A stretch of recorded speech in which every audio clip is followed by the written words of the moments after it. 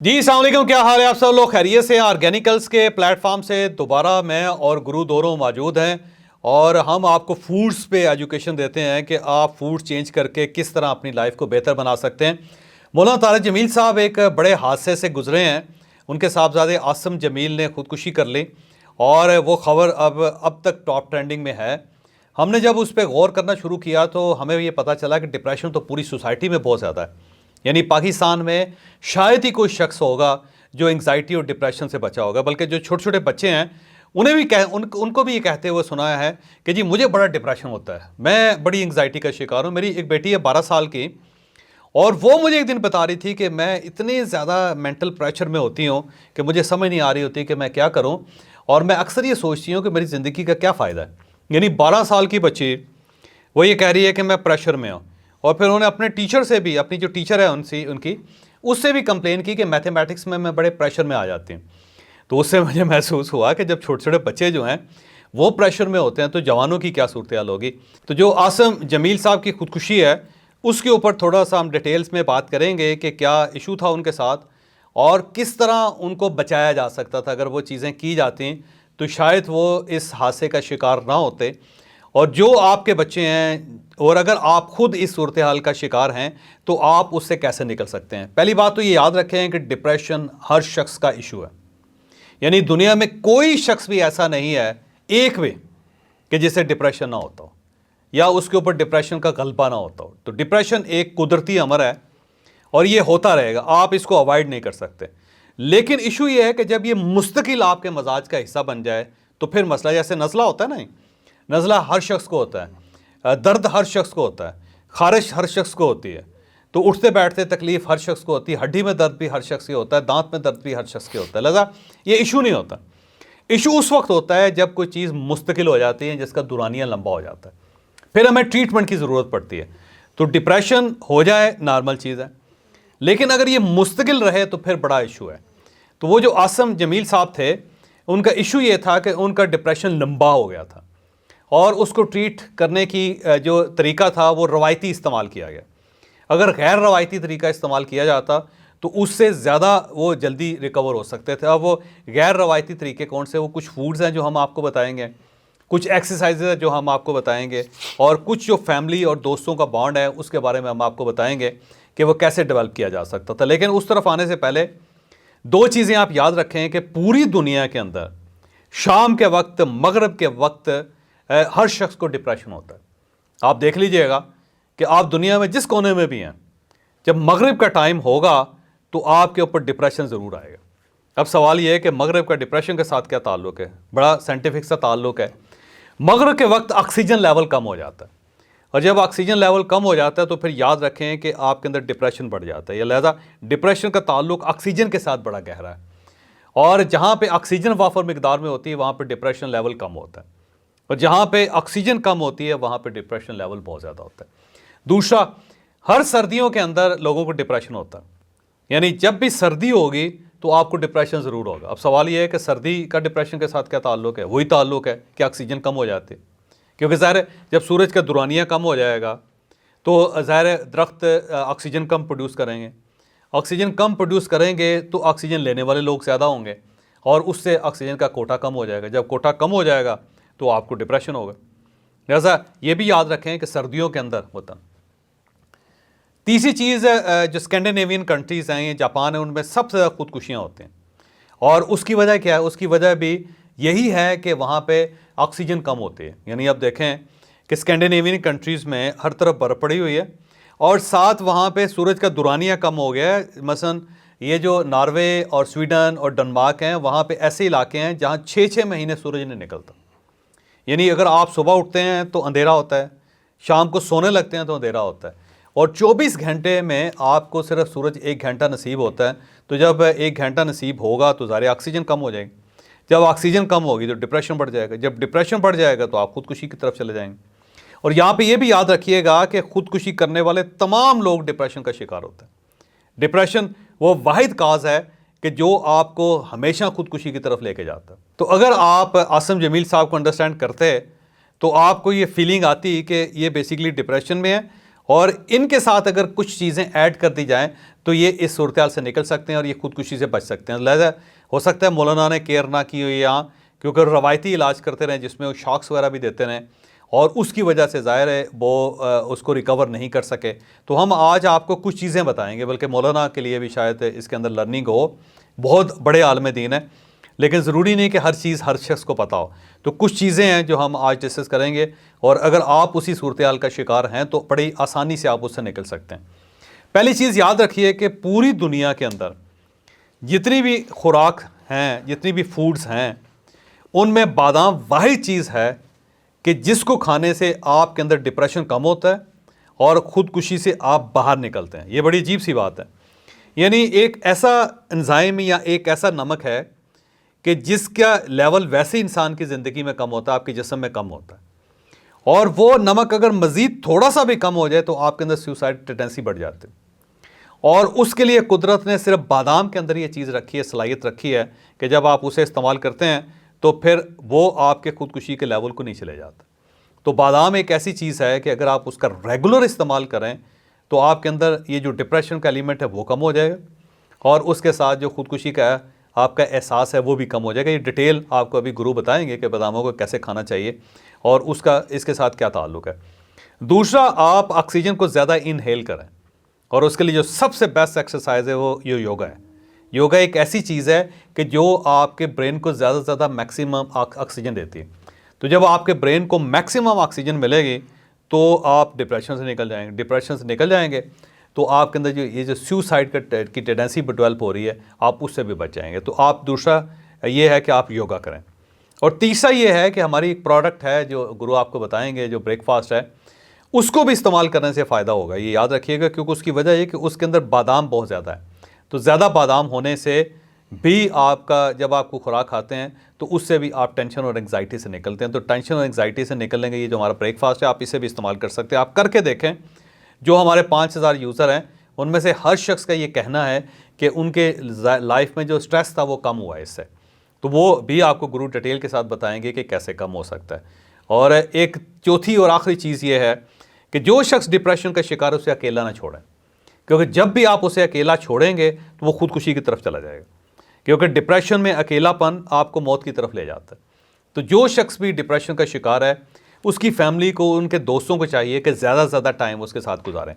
تو جتنا زیادہ ٹائم آپ اس کے ساتھ گزاریں گے، اس کے ساتھ باتیں کریں گے، اچھی یادیں اس کے ساتھ ڈسکس کریں گے، اسے اس طرف لے کے جائیں گے تو وہ ڈپریشن سے اتنا باہر نکلے گا. جب ڈپریشن سے باہر نکلے گا تو اس کے اندر جو سیوسائڈ ٹینڈنسی ہے وہ بھی کم ہو جائے گی. تو اب کیونکہ ٹیکنیکل کام جو ہے فوڈ کا وہ آپ کو گرو بتائیں گے کہ کیسے کیسے چیزوں کو بہتر بنایا جا سکتا ہے. مولانا طارق جمیل صاحب کی زندگی میں نوجوان بیٹے کا چلا جانا ایک بہت بڑا سانحہ ہے، اور اس کے اندر جو آج کا ہم ویلاگ کر رہے ہیں اس کے لیے ہم نے سوچا یہ تھا کہ یہ ایک ایسی چیز ہے جسے آگاہی ہونی چاہیے باقی پیرنٹس کو بھی کہ وہ اپنے بچوں کو اس طرح کے انجام سے بچا سکیں. یاد رکھیں یہ جو سوسائڈل ٹینڈنسی ہے یہ ایک دن میں ڈیولپ نہیں ہوتی. یہ نہیں ہوتا کہ بندہ کل تو بالکل ٹھیک تھا، صبح اٹھا اور وہ اس نے اپنے آپ کا خاتمہ کر لیا. یہ اس کے سمٹمز ہوتے ہیں، اور اس کے سمٹم جو ہیں سوسائڈل تھاٹس کی شکل میں سامنے آتے ہیں، اور اس کے پیچھے ڈپریشن ہی ہوتا ہے. ڈپریشن بنیادی طور پہ مایوسی کا نام ہے. انسان اللہ تعالیٰ سے مایوس ہو جاتا ہے، زندگی سے مایوس ہو جاتا ہے. اور آپ یہ دیکھیں کہ اس وقت آپ نے جیسا بتایا کہ 12 سال کی بچی، یہ سب 15 سال سے لے کے 30 سال کے لوگ جو ہیں ان میں بہت زیادہ ڈپریشن آتا ہے. اور یہ پوری دنیا کے اندر کروڑوں کی تعداد میں یہ لوگ ہیں، اور یہ زندگی کا وہ حصہ ہوتا ہے جس میں لوگ سٹرگل کر رہے ہوتے ہیں، اور یہی وہ حصہ ہوتا ہے جس میں آپ نے اپنی کیئر کرنی ہوتی ہے، اپنی خوراک کی کیئر کرنی ہوتی ہے، اپنی ایموشنل ویل بینگ کی کیئر کرنی ہوتی ہے. اور جب یہ ہم نہیں کر پاتے تو پھر اس کی یہ شکل نکل آتی ہے. اب پیرنٹس کو کیا کرنا چاہیے، والدین کو کیا کرنا چاہیے؟ ایک تو انہیں اپنے بچوں کو کمپیریزن نہیں کرنا چاہیے دوسرے لوگوں کے ساتھ، بالکل صحیح، دوسرے بچوں کے ساتھ. اب والدین بہت بڑی غلطی کرتے ہیں، اور ہم دیکھتے ہیں کہ ہر سال جب بورڈ کے رزلٹ آتے ہیں تو ہم خبریں پڑھتے ہیں بچے نے خودکشی کر لی. ماں باپ جو خود نہیں کر سکے وہ کہتے ہیں ان کے بچے کریں، ڈاکٹر بنے، انجینئر بنے، وہ ڈاکٹر بنائے، انجینئر بنائے. اور ان کے اوپر اتنا پریشر ہوتا ہے کہ جب بچے بیچارے تھوڑا سا نمبر کم آتے ہیں تو وہ سوسائڈس کر لیتے ہیں. تو ایک ہر بندہ یونیک ہے، اللہ تعالیٰ نے اس کے اندر کچھ کوالٹیز رکھی ہیں، کچھ دوسرے کے اندر رکھی ہیں. کمپیریزن مت کریں.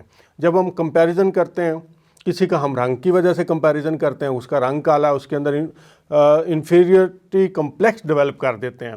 کسی کا قد چھوٹا ہے، کوئی پڑھائی میں کمزور رہ گیا، تو یہ وہ چیزیں ہیں جو والدین خود اپنے بچوں کے اندر ڈالتے ہیں اور بچے احساس کمتری کا شکار ہو کے ڈپریشن میں چلے جاتے ہیں. اب اس کے علاوہ ایک اور چیز جو پیرنٹس کو خیال رکھنا چاہیے کہ وہ شاید خود نہیں کر رہے، لیکن کچھ ماسیاں، پھپھیاں، رشتہ دار، چاچے، مامے جو آپ کے بچے سے، اس کی گروتھ سے، اس کے معاملات سے بعض کا جیلس بھی ہوتے ہیں، وہ بچے کا جو ذہن ہے اس میں زہر بھرتے ہیں، اور اچھا خاصا بچہ اپنے آپ کو کچھ ایسا فیل کرنا شروع کر دیتا ہے جیسے کہ میں ایک ناکام آدمی ہوں. یہ بچے میں ڈپریشن پیدا ہوتا ہے. اب آہستہ آہستہ کیا ہوتا ہے کہ کچھ سمٹمز ہیں، علامات ہیں جنہیں آپ ریڈ کر سکیں تو آپ کو سمجھ آ جائے گی کہ میرا بچہ ڈپریشن کی طرف جا رہا ہے. مثلا اس کا موڈ خراب ہے، ریجیکشن، ہر چیز کی ریجیکشن وہ کرنا شروع کر دیتا. آپ نے کھانا دیا، یہ کیا ہے، میں تو نہیں کھاتا. آپ نے کہا جی چلو آؤ باہر چاہتے ہیں، میں نہیں جانا. وہ چیزوں کو ریجیکٹ کرنا شروع کر دیتا ہے.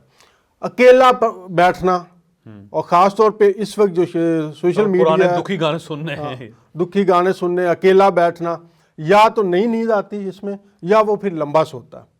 اور یہ ابتدائی علامات ہوتی ہیں جس کو پیرنٹس کی انٹرونشن سے، یعنی باپ جو ہے وہ توجہ دے، ماں توجہ دے، اور اس سے ٹھیک ہونا شروع ہو جاتا ہے. اس بچے کو آپ باہر نکال سکتے ہیں. لیکن جیسے جیسے یہ پیریڈ بڑھتا چلا جاتا ہے، یہ تھاٹس اس کے ذہن میں چلتی جاتی ہیں، تو پھر یہ آگے جا کے ایک لیول ایسا آتا ہے کہ پھر نارمل معاملے سے یہ کور نہیں ہوتا. پھر یا تو آپ کو کاؤنسلنگ لینی پڑے گی سائیکالوجسٹ سے، پھر اس سے بھی اگلی سٹیج یہ آتی ہے کہ سائیکو تھراپی لینی پڑے گی. تو یہ والی وہ چیزیں ہیں جس سے پھر وہ ایک سائنٹیفک طریقے سے اس فیز کے اندر سے باہر نکالتے ہیں بچے کو. اچھا، اسی لیول پہ خوراک کا بڑا رول آ جاتا ہے. ایسی تمام جو فوڈز ہیں، جو غذائیں ہیں جو ہمارے جسم کے اندر ڈپریشن پیدا کرتی ہیں، بیسیکلی وہ کیا کرتی ہیں، ہمارے اندر کچھ ہارمونز ہیں. جیسے ایک ڈوپامائن ہارمون ہے ہمارے برین کے اندر پیدا ہوتا ہے، یہ ہمیں خوشی کا احساس دیتا ہے. سیروٹونن ہارمون ہے، یہ ویل بینگ کا احساس دیتا ہے. اسی طرح سے کورٹیسول ہارمون ہے، یہ سٹریس پیدا کرتا ہے. تھائرائڈ آپ کا ہارمون ہے، یہ بڑا امپورٹنٹ رول ہے اس کا پوری باڈی کے فنکشنز کے اندر، یہ بھی ڈپریشن کے اوپر کام کر رہا ہوتا ہے. اس 2-3 اور ہارمونز ہیں. اب جب آپ مخصوص قسم کی غذائیں کھاتے ہیں، مثلا آپ جنک فوڈ کھاتے ہیں جو بازار میں ملنے والا ہے، پیزے، برگر اور کولڈ ڈرنکس ہیں، جوسیز ہیں، جن کے اندر کوئی نیوٹرینٹ نہیں ہوتے جو آپ کو وٹامن چاہیے، انزائم چاہیے، آپ کو منرل چاہیے جو باڈی کے فنکشنز اور ان ہارمونز کو، جو خوشی کے ہارمون ہیں جو باڈی کو ریلیکس کرتے ہیں، ان کے لیے ضروری ہیں، وہ اس میں نہیں ہے. کوکنگ آئل، جس کو ٹرانس فیٹ بھی کہتے ہیں، یہ آپ کی باڈی کے اندر ڈپریشن پیدا کرتا ہے. اور اس کے جگہ پہ کوکونٹ آئل. اچھا، دنیا میں یہ بھی دیکھا گیا کہ وہ علاقے جو ساحلی علاقے ہیں جہاں کوکونٹ زیادہ ہوتا ہے، وہاں لوگوں میں ڈپریشن بھی کم ہے. بالکل صحیح بات. تو کوکونٹ آئل بھی اسی لیے ہم نے لانچ کیا. اور جن لوگوں کو ڈپریشن ہوتا ہے، خواتین کو ہوتا ہے یا مردوں کو ہوتا ہے، وہ کوکونٹ آئل اپنے سوتے وقت سر میں مالش کریں اور اچھا خاصا لگائیں. یعنی جیسے وہ کہتے ہیں نا، بالوں کو بالکل چوپڑ دیں، بھگو دیں اس کے اندر، اور پاؤں کے تلووں کے اوپر کوکونٹ آئل ملنے سے ڈپریشن فوراً نیچے آتا ہے. اچھا، اسی طرح سے ڈپریشن کے وائٹامن ڈی کی کمی، یہ جو سردیوں میں بڑھ جاتی ہے سوسائڈل تھاٹس، وائٹامن ڈی کی بھی کمی ہے. دھوپ میں ہم نہیں نکلتے تو باہر ضرور نکلیں. اب یہ موسم شروع ہو رہا ہے، بچوں کو بھی لے کے باہر جائیں، روزانہ صبح کے وقت یا شام کے وقت باہر نکلیں، دھوپ میں ضرور جائیں اور خود بھی جائیں. یہ نہیں کہ بچوں کو ڈپریشن نہیں ہونا تو آپ کو نہ ہو جائے. دوسرا، وائٹامن سی کی کمی ہوتی ہے. وائٹامن سی اینٹی آکسیڈنٹ ہوتا ہے، اور اللہ تعالیٰ نے دیکھیں سردیوں میں جیسے ہی ڈپریشن بڑھتا ہے تو جتنے وہ پھل ہیں جن کے اندر وائٹامن سی زیادہ، اللہ تعالیٰ نے سب سردیوں میں پیدا کیے ہیں. امرود ٹاپ آف دی لسٹ ہے، سب سے زیادہ وائٹامن سی امرود کے اندر ہے. پھر کنو ہے، مالٹے ہیں، سٹرس کی ساری لائن جو ہے وہ سردیوں کے اندر ہے. تو وائٹامن سی والی چیزیں لیں. اومیگا 3 فیٹی ایسڈز کی کمی سے بھی ڈپریشن زیادہ ہوتا ہے. اب اومیگا 3 فیٹی ایسڈز کس میں ہوتا ہے؟ آپ کے گوشت کے اندر ہوتے ہیں. یہ جو ٹھنڈے پانی کی مچھلی ہے اس کے اندر ہوتے ہیں. چیا سیڈ, تخم لنگا اور اسی طرح السی ان کے اندر ہوتا ہے. اخروٹ کے اندر بہت اچھا ہوتا ہے, اور جس کے آپ جب یہ لیتے ہیں نارمل رینج میں آتے ہیں تو اس سے آپ ڈپریشن سے باہر نکل جاتے ہیں. اسی طرح سے بادام کا آپ نے ذکر کیا, تو بادام ہماری باڈی کے اندر جہاں اور بہت سارے فنکشن کرتا ہے, وہاں پہ جو ہیپینس کے ہارمون ہیں نا ان کی گروتھ کو بڑھا دیتا ہے. اس کے اندر ایسے امائنو ایسڈز ہیں اور جو ڈوپامائن کو بھی بڑھاتے ہیں, سیروٹونن کو بھی بڑھا دیتے ہیں. جیسے ہی یہ بڑھتے ہیں تو آپ ڈپریشن سے نکل جاتے ہیں. اور دوسرا جو سٹریس ہارمون ہے, جو کورٹیسول ہارمون ہے, یہ اس کو نیچے کرتے ہیں. تو ہمارا جو بریک فاسٹ ہے اس کی بیس ہی آلمنڈ ہے. ہم نے بادام اس میں ڈالے ہیں, باقی جو چیزیں ہیں جس کے اندر موسلی سفید ہے, اس کے اندر الائچی دانہ ہے. اچھا, الائچی, چھوٹی الائچی, یہ بھی ڈپریشن کو کم کرتی ہے, باڈی کے اندر خوشی کے فیلنگ کو پیدا کرتی ہے, اور معدے کے معاملات جو ہیں ڈائجسٹو سسٹم اس کو ٹھیک کر دیتی ہے. ایک اور چیز جس کو ہم نے بہت زیادہ نظر انداز کیا, اور یہ جنک فوڈ کھانے کی وجہ سے اور لائف سٹائل کی وجہ سے وہ نظر انداز چیز جس کے اوپر ابھی دنیا کی توجہ گئی ہے, وہ یہ ہے کہ ہمارے جو مائکرو بیومز ہیں, جو ہماری انتریوں کے اندر ہیلدی بیکٹیریا ہے, اور یہ ٹریلینز میں ہیں, کھربوں کی تعداد میں ہیں, اور 1000 سے زیادہ قسموں کے ہیں. آپ کی یہ انتریوں کے اندر ہیں, ہمارے منہ کے اندر ہیں, ناک کے اندر ہیں, یہ سارا جو ہمارا گٹ کا سسٹم ہے اس کے اندر ہے, آپ کی سکن کے اوپر ہے, یہ آپ کی حفاظت کرتے ہیں. ہم جب اینٹی بایوٹک یوز کرتے ہیں تب یہ ان کی پاپولیشن کمپرومائز ہوتی ہے, یہ مر جاتے ہیں. جہاں پہ آپ بیماری پیدا کرنے والے جراثیم مار رہے ہیں, یہ بھی مر جاتے ہیں. ان کی پاپولیشن جب ڈسٹرب ہوتی ہے نا تو اس سے بھی ڈپریشن پیدا ہوتا ہے. اب اس کے لیے بہت آسان چیزیں ہیں. آپ دہی استعمال کریں. ایک کیفر ہوتا ہے, وہ بھی دہی کی ایک اگلی قسم ہے, وہ آپ استعمال کریں. نمک والے پانی میں سبزیوں کے جو یہ ہوتے ہیں اچار جسے ہم کہہ سکتے ہیں, جو آپ سپر سٹورز پہ جاتے ہیں تو آپ کو پانی کے اندر زیتون ملتا ہے یا کھیرے ملتے ہیں, یا آپ گھر میں بنا سکتے ہیں برین سولوشن کے اندر, یہ والی چیزیں.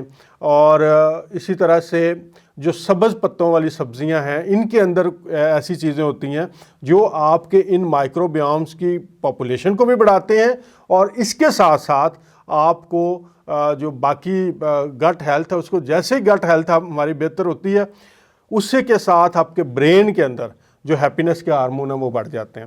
اس لیے یہ جو گٹ ہے نا, یہ جو آپ کی انتریاں ہیں, اس کو اب سائنس دوسرا دماغ کہتی ہے کہ یہ ہیلتھی ہوگا تو یہ ہیلتھی ہو جائے گا, یہ انہیلتھی ہوگا تو یہ بھی انہیلتھی ہو جائے گا. تو خوراک کا اس کے اندر بڑا اہم رول ہے, کونسلنگ کا اس کے اندر بڑا اہم رول ہے. والدین کو اپنے بچوں کے حوالے سے بہت زیادہ کیئرفل ہونا چاہیے, اور خاص طور پہ ان بچوں کے جن کو کوئی نہ کوئی مسئلہ ہوتا ہے. اب مولانا کے جو بیٹے تھے مرحوم, ان کو ایک سائیکولوجیکل ڈس آرڈر بھی تھا جسے کہتے ہیں ڈسلیکسیا.